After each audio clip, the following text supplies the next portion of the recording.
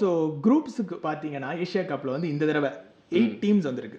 Okay, இந்த தடவை தான் அதிகம். ஆமாம், லாஸ்ட் டைம் எனக்கு தெரிஞ்சு 6 டீம்ஸா? ஆமாம், அந்த மாதிரி தான் நடந்தது. ஸோ அது இல்லாமல் நியூ டீம்ஸும் உள்ள வந்திருக்கு. ஸோ அதை பற்றி நம்ம பேசணும்.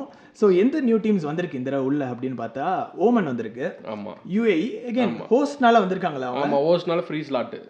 என்ன பறக்கான அது? ஓகே, அதனால அதுக்கப்புறம் எனக்கு தெரிஞ்சு ஹாங்காங்குமே ஒரு மாதிரி தான் இருக்கு. இந்த வாட்டி அவனுக்கு கொஞ்சம் இம்ப்ரூவ் ஆகிட்டே வராங்க கிரிக்கெட்ல. மேட்சஸ்லாம் அண்டர் டாக்ஸ் மாதிரி வின் பண்ணியிருக்காங்க. பட் ப்ராப்பராக ரெகுலராக விளையாடுற டீம்ஸ்னு பார்த்தோன்னா இந்தியா, பாகிஸ்தான், பங்களாதேஷ், ஸ்ரீலங்கா, ஆப்கானிஸ்தான் இவங்க மேண்டேட்டரியா இருப்பாங்க. இந்த 3 டீம் வந்து புதுசா வந்திருக்கு. அதே மாதிரி போன வாட்டி விட்டு போன டீம் என்னன்னா நேபாள் போன வாட்டி சர்ப்ரைசிங்கா ஆடினாங்க.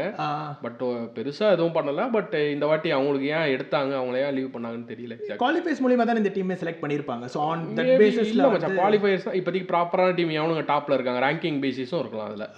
Okay fine. ஸோ எனக்கு அப்போ நம்மளோட டாப் 8 இதுதான். ஸோ ஆனால் நீ இதில் குரூப் ஏ குரூப் பி பார்க்கும்போது எனக்கு தெரிஞ்சு குரூப் பி கொஞ்சம் ஸ்ட்ராங்கா இருக்கிற மாதிரி இருக்கு. ஆமா, கொஞ்சம் ஏன்னா அந்த 3 டீம் பெரிய பிக்கர் டீம் இருக்கு இல்லையா? ஆமா. ஸோ அதனால குரூப் ஏ ஈஸிலி 2 டீம் சொல்லிடலாம் நம்ம. அதுல வந்து 3 டீம் டஃபா இருக்கு. பட் ஹாங்காங் சும்மா சொல்ல முடியாது. பட் பார்ப்போம்.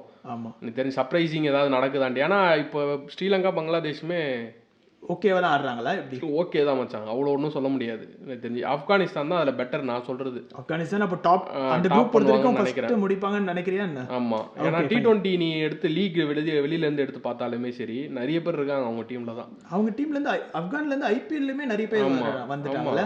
பங்களாதேஷ், ஸ்ரீலங்காலாம் முன்னாடில இருந்து ஆடிட்டு இருக்காங்க. ஆனால் இவனுங்க இப்போ வந்து டாமினேட் பண்ணுறாங்க. அதான் லிமிடெட் ஓவர்ஸ் சொல்கிறேன். டெஸ்ட் கிரிக்கெட் இன்னும் ஸ்டாண்டர்ட் ஆகலை அவங்க. ஓகே, ஆனால் லிமிடெட் ஓவர்ஸில் அவங்க மாதிரி பிளேயர்ஸ் இல்லவே இல்லை ஒன்றும். ஓகே. ஸோ இதுதான் குரூப்ஸ் பொறுத்த வரைக்கும். ஆமாம், இதுலேருந்து என்னோட ப்ரிடிக்ஷன் படி குரூப் ஏலேருந்து 2 த்ரூ மச்சான்.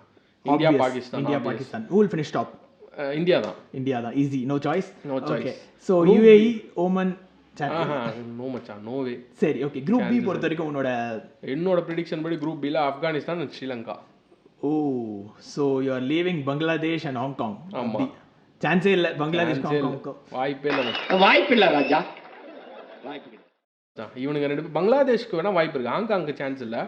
பட் பங்களாதேஷ்க்கு சான்சஸ் இருக்கு அன்லெஸ் அன்டில் ஆப்கானிஸ்தானை ஏதாவது இது பண்ணாங்கன்னா உண்டு, ஜெயிச்சாங்கன்னா. ஓகே, நைஸ் கால். எனக்கு தெரிஞ்சு பங்களாதேஷ் ஸ்ரீலங்கா மேட்ச் பயங்கரமா இருக்கும்னு நினைக்கிறேன். ஸ்னேக் டான்ஸ்லாம் ஒரு சான்ஸ் இருக்குல்ல.